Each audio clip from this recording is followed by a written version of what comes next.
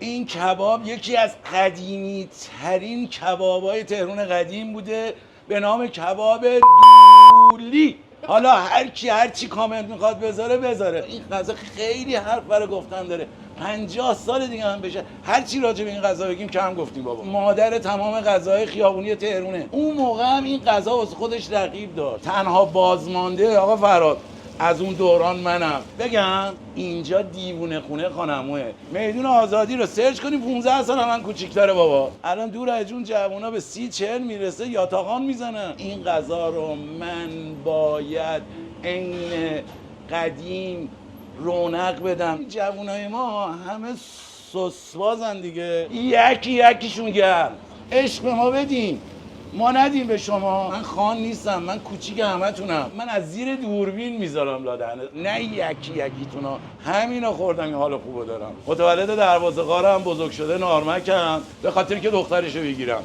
ما کره بازار اینجا نمیخوایم، کره خورا رو میخوایم. به تو چه به من چه. حالا اجازه بدین این دست من شسته است، بذار دراریم بریم تو دهه 30 و 40. اون موقع ببینیم ما چیکار میکردیم. لایک و سابسکرایب یادتون نره، زنگوله هم یادتون نره. اما میدونی داره چیکار میکنم یا نه؟ واسط بگم این کباب لولی تهران قدیمه. یکی از غذاهای لذیذ خیابونی تهران قدیم بوده. من این دکه رو اومدم همون زدم برای دهه 30 و 40 که دور خودم جمع کنم. ولی باورتون نمیشه چقدر این جوونا امروز از این غذا استقبال کردن. غافل از این که بابا من فکر میکردم این دهه 30 40 امروز همسن سال منن، قدیم هم همین بودن. نگو اینا جوونای همون روز بودن. اینو نگاه کن، سابق ما اینو همون با دست لول میکردیم. این دستگاه نبود، کنار خیابون وای میسادیم. این بهداشتی که امروز داره ازش صحبت میکنن نبود، به مولا نبود، به والله نبود. به همین دلیل هم بود که از سنان 90 100 80 موندن. الان دور از جون جوونا به 30-40 میرسه یاتاقان میزنن. من اگه دستم باشه به مولا این دستکش در میارم. چرا این دستکش در میارم؟ من غذام باید بهداشتی باشه، نه دستم بهداشتی باشه اینو دستم بکنم. من اگه دستم باشه مجبور شم این دستو بشورم. او قربونی همکاران برم، انقدر سخت گرفتن مجبور شدن این دستو همه جا میزنن. ببین توجه کن، آها میزنه اینجا، اینو برمیداره، اسمش اینه که چی؟ داره پروتکل‌های بهداشتی رو رعایت میکنه. ولی این اگر نباشه من به خاطر حفظ سلامت خودم مجبور میشم دستم هم بشورم بابا. حالا اجازه بدین این دست من شسته است، بذار دراریم بریم تو دهه 30 و 40. اون موقع ببینیم ما چیکار میکردیم. این بی احترامی نشه بر علاقه‌مندان بهداشتا. این دست من تمیزه. ما سابق این غذامون هم با همین دست میخوردیم. نگاه کن، آها چنگال نبودی، خودش چنگال دیگه، چنگال هروئین طراحی کردن، با این غذا رو میخوردیم. سابق این گریل نبود، این گریل نبود، اینقدر پیشرفته نبود، گاز نبود. دیدی الان صحبت میکنن راجع به غذا رو زغال یه چیزی دیگه ای میشه. یه چیزی دیگه چی میشه بابا؟ این باورهای غلط رو بذارین کنار. اون زمان اگر گاز بود هیچ وقت نه من نه یک کدوم از همکارای ما از زغال استفاده میکردیم. والا حضور شما هر چقدر این غذا به 3 تا نام شهرت داشت. قدیمی ها همه میدونن، این نسل هم فهمیدن، انقدر فیلم های ما رو ویدیوهای ما رو دیدن، همه میدونن این غذا اسمش چیه. آقا فرهاد خودت بهتر از همه میدونی این غذا یکی کباب، بگم کباب دولی بهش میگفتن، زنده کباب میگفتن، دول بچه هم بهش میگفتن. ما میگیم کباب لولی، شما میگین کباب لولی. چی کار دارین چی بهش میگفتن؟ شما با هر نام و اسمی که میخواین صداش بکنین بخورین حالش رو ببرین بابا. نگاه کن ببین حرف میزنه. این غذا موقعی که کنار خیابون تفت میشد 50 سال پیش باورتون نمیشه چقدر وسوسه برانگیز بود. حالا چرا سوال نمیکنی این اسما رو برای چی گذاشتن براش؟ اون موقع هم این غذا واسه خودش رقیب داشت، حسودای زیادی داشت، کسبه ها بودن، مواد غذایی دیگه بودن. این لقب رو بهش میدادن که بتونن اینو از رونق بندازن، که یه بخشی هم تاثیر گذاشت. اما یه رسالتی گردن منه فراد جان، یه رسالتی گردن منه. این غذا رو من باید عین قدیم رونق بدم. هر گوشه شهرمون که برین این غذای اصیل تهرونی رو ببینید. این غذا حرف داره برای گفتن ها، نمیگم حرف نداره. این غذا خیلی حرف برای گفتن داره. 50 سال دیگه هم بشه هر چی راجع به این غذا بگیم کم گفتیم بابا. یه غذای لذیذ، خوشمزه، مقوی، با کمترین هزینه. این قیمت هم برای خیلی ها سوال شده، عمو چطوری میتونی این قیمت بدی؟ گفتم برای ما میصرفه، ما با تیراژ و آمار بالا جوابونو میگیریم. اینجا دیوونه خونه خانموه، با عشق ما اینجا کار میکنیم. بابا اینجا چیه بهش میگن؟ بلند دیوونه خونه خانمو. چرا دیوونه؟ ما دیوونه ها رو میخوایم اینجا. دیوونه آزارش به کسی نمیرسه، دیوونه خیانت نمیکنه، دیوونه قضاوت نمیکنه، دیوونه به دار و نداره کسی کاری نداره، دیوونه خودشه. من اینا رو میخوام پای این دکه. من عاشقای این کباب رو میخوام. خود این کباب دیوونه است، دیوونه تمام غذاست، مادر تمام غذاهای خیابونی تهرونه. میبینی بابا؟ اینو خالی بخوری جواب میده، نیازی نیست چیزی باش بخوری، بقیه چیزا اضافه است با این میخورن. این جواب همه چی رو میده. مواد غذایی رو بهت میرسونه، روحتو شاد میکنه، شنگولت میکنه، منگولت میکنه. من همینو خوردم این حال خوبو دارم. من شما رو از دست نمیدم. کور نمیگم کورش چشم کسی که نمیتونه ببینه، من میگم دم یکیشون گرم که نمیتونن عاشقای کباب لولی رو ببینن. آقا فرهاد، این غذایی که ملاحظه میکنی بیش از 1 قرن سابقه داره تو شهر تهران قدیم. زمانی که خونه ها کاگلی بود، درشکه تردد میکرد تو شهر تهران. حالا همه نپرسین بگه چند سالشه عمو راجع به تیر کموشا داره صحبت میکنش. شما چی کار دارین؟ شما نون ماست خودتون رو بخوریم، ما هم نون ماست خودمون رو میخوریم. اگه خیلی دوست داشتی شناسنامه‌مو میارم اینجا بهتون نشون بدم. شما فقط کاری که میکنی میدون آزادی رو سرچ کنین. میدون آزادی رو سرچ کنین، 15 سال من کوچیک‌تره بابا. این غذا سابق برین تو محله‌های پایین شهر تهران. اگه میگم پایین، اون موقع بالایی وجود نداشت، زیر انقلاب شهر تهران بود. شما اگه تو منوهای من نگاه کنی آقا فرهاد، این غذا رو ما نوشتم تمام آدرسایی که بودن. اگر اجازه میداد به من، منو اجازه میداد، اسماشون هم برات می نوشتم کیا بودن میفروختن این غذا رو. میبینی بابا؟ میبینی چه عشقی داره؟ مگه میشه شما بیاین پایین دکه عشق به ما بدین، ما ندیم به شما؟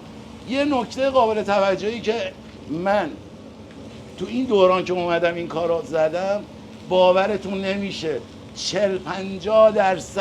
مشتریای من همه تو صنف مواد غذایی هستن. گاهی گداری من انقدر شرمنده‌شون میشم، بعضیاشون رو میشناسم، بعضیاشون رو فکر میکنم من نمیشناسم. اگر من بخوام برم رستورانشون حداقل بعد 1 روز جلوتر وقت میگیرم. قربون همتون برم، همتون زحمت میکشین، همتون ارج دارین با این غذا اومدین دم این دکه. من میبینم، من میفهمم، والله تالله وقت ندارم، وگرنه تک تک میومدم دستبوس یکی یکیتون. این عشقی که دادین به این غذا، حضور شما هر چقدر. این برند و اسمی که میبینی من خانمو گذاشتم سوء تفاهم نشه، من خان نیستم، من کوچیک همتونم. این خانی که میگی 50 سال پیش من وردستیه، یه سیدی رو میکردم بهش گفتن خانمو، واقعا خان بود، مال دنیا چیزی نداشت، ولی معرفت، شرف، انسانیت، خب خانی ازش میبارید. من وظیفه خودم دونستم که این اسم این دکه رو بذارم خانمو به احترام اون خدا بیامرز. اون خدا بیامرز 30 سال پیش فوت کرد، 80 سالش بود. خیلی ها تو این سن زحمت کشیدن، رو همشون شاد. اگر به جرأت اقرار نکرده باشم، تنها بازمانده آقا فرهاد از اون دوران منم. یه ستمیتی هست ایشالله که خدا شفاش بده، تو بستره، دعا کنیم براش، کم زحمت نکشیده. من خودم پارک شهر زرع شمالی این دکه رو کرکره میزدم، کرکرهای مغازه از رو منقل زغال با دست رول میکردیم میزدیم. توی مقطعی هم لاله‌زاد هم کوچه ملی هم من بودم. من شوش، مولوی، سیروس، سرا آذری، توپخونه، خیلی جاست. یادم نمیاد. بچه‌ها کمکمون کنن بگن کجا بودن قدیمی‌ها. دیگه حضور ذهن نداریم دیگه، انقدر ذهن و فکرمون همه رو دادیم برای اینا. نگاه کنید عشق به مولا. میگی نه بیا اینجا من همینجوری یه دونه بهت بدم بدون هیچ افسودنی. ببین چی میخوردیم اون روزا، چی میخوردیم که 90 سال 80 تا 100 سال عمر میکردن. ببین چی میخوردیم که الان برای سواله بابا میگه عمو از چی داره صحبت میکنه، بگه چند سالشه.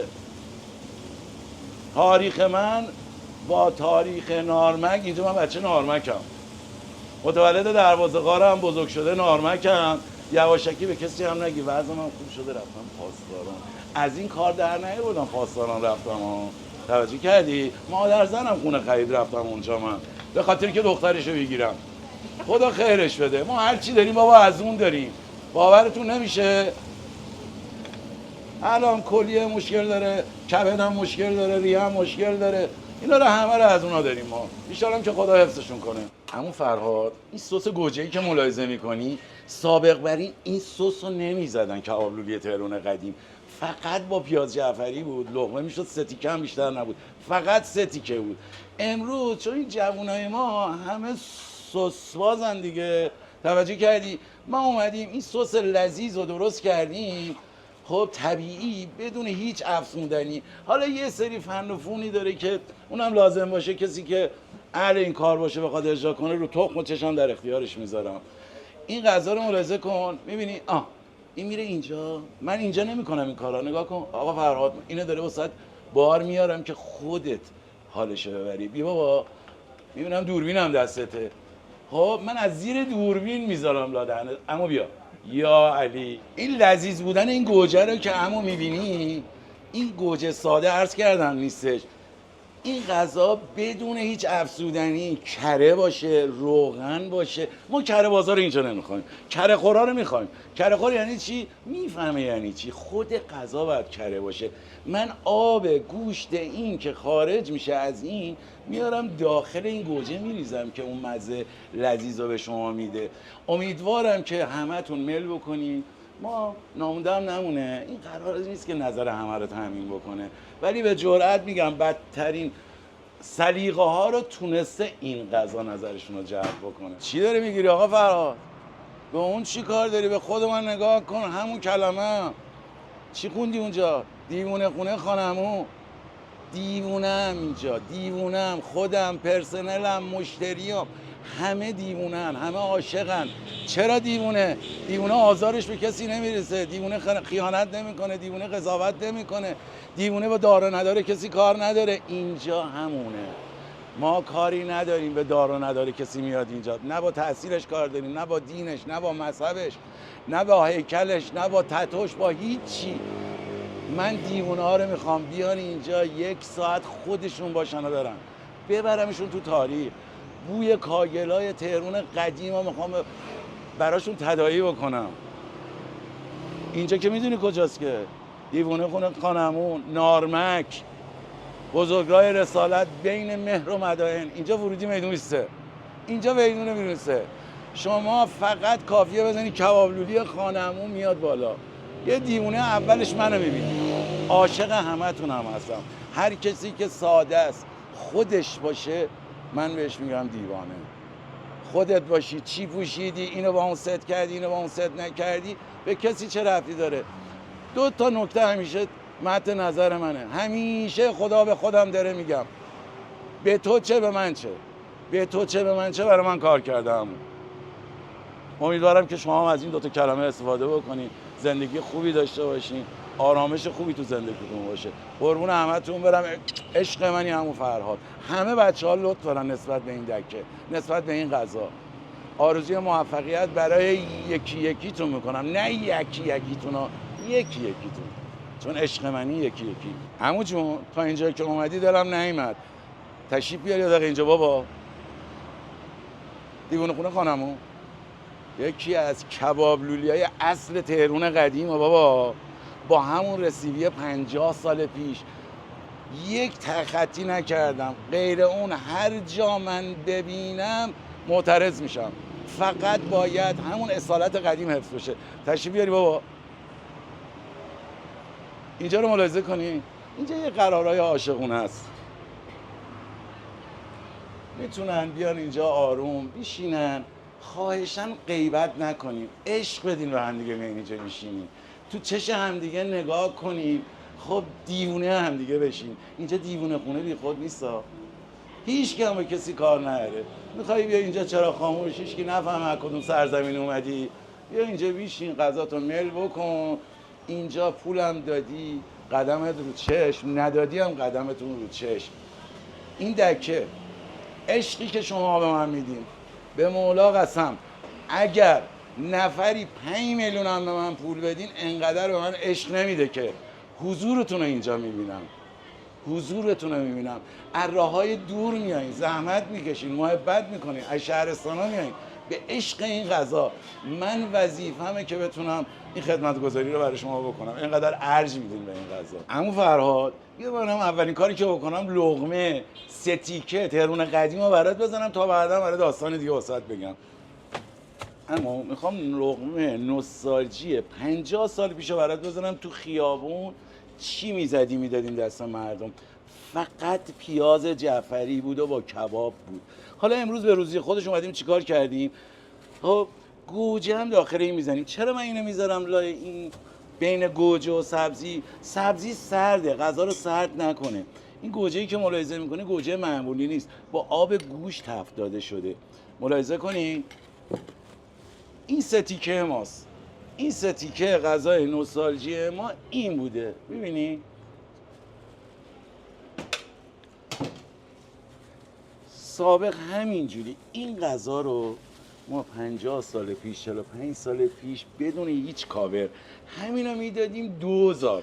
2000 منظورم 2 ریال ها، 2000 تومن نیست ها. من نمیدونم واحد هزار از کجا آمده با این سن.